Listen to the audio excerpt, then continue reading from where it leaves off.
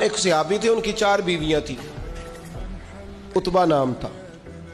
تو آپ کو پتہ ہے یہ بناؤ شنگار سے عورتوں کو زیادہ دلچسپی ہوتی ہے، اور چلو اچھی بات بھی ہے، اپنے خاوند کے لیے اگر کوئی عورت بناؤ شنگار کرے تو باعث اجر ہے اس کے لیے۔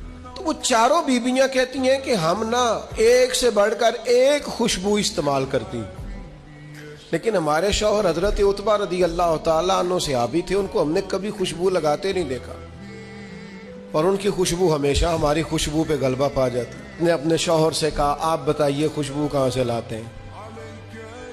کہنے لگے اللہ کی قسم کبھی لگائی نہیں۔